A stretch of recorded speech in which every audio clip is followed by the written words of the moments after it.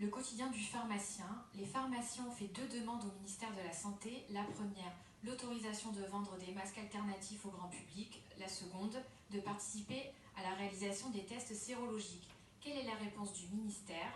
Si elle est positive, à quelle échéance? Depuis le premier jour de cette crise, à chaque fois que j'ai été interpellé par des professionnels de santé qui m'ont fait une demande, nous avons toujours examiné la demande et sauf rare exception justifiée, j'ai toujours donné un accord, et un accord rapide. Souvenez-vous, lorsque les pharmaciens ont demandé à pouvoir fabriquer eux-mêmes les solutions hydroalcooliques, ils ont été autorisés à le faire. Lorsque des laboratoires départementaux, vétérinaires, scientifiques, de police ou de gendarmerie ont demandé à pouvoir eux aussi participer à l'effort national de test, j'ai pris un décret pour les autoriser à le faire.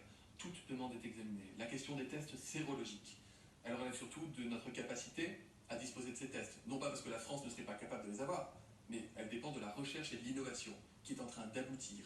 Et nous avons des procédés de tests sérologiques qui seront bientôt matures et que nous allons pouvoir commander puis distribuer. Les réseaux de distribution pourront éventuellement associer les pharmaciens. Je regarderai ça avec la plus grande attention. S'agissant enfin de la question des masques non soignants, attention encore une fois, il y a de la vigilance sur cette question qui est fondamentale et je comprends qu'elle intéresse au plus haut point les Français. Elle m'intéresse et comme citoyen, et comme médecin, et comme ministre de la Santé.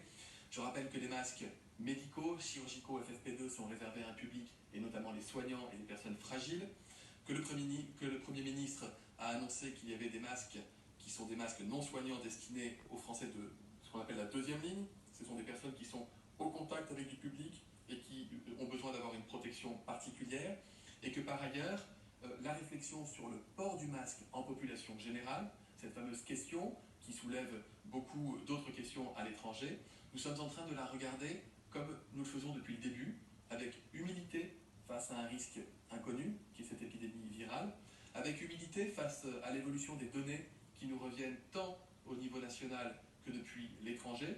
J'entends que certains pays prônent le port du masque en population générale. J'entends aussi que des organismes internationaux comme l'Organisation mondiale de la santé considèrent que le port du masque ne doit surtout pas pénaliser les gestes barrières qui sont encore plus protecteurs. Nous saisissons les autorités scientifiques de ce pays pour leur demander si la doctrine doit évoluer, étant donné que l'avis d'un certain nombre de scientifiques a pu évoluer. Je n'ai pas la réponse à l'heure à laquelle je vous parle, mais je vous promets de vous la donner dans les meilleurs délais. C'est une question dont je comprends, encore une fois, qu'elle intéresse les Français. Il n'y a pas de changement radical de doctrine, il y a toujours une évolution, une capacité à nous adapter collectivement face, encore une fois, à ce qui relève, je le redis avec humilité, d'une menace épidémique que nous ne connaissions pas, que le monde n'avait jamais connue jusqu'à présent. Je vous remercie.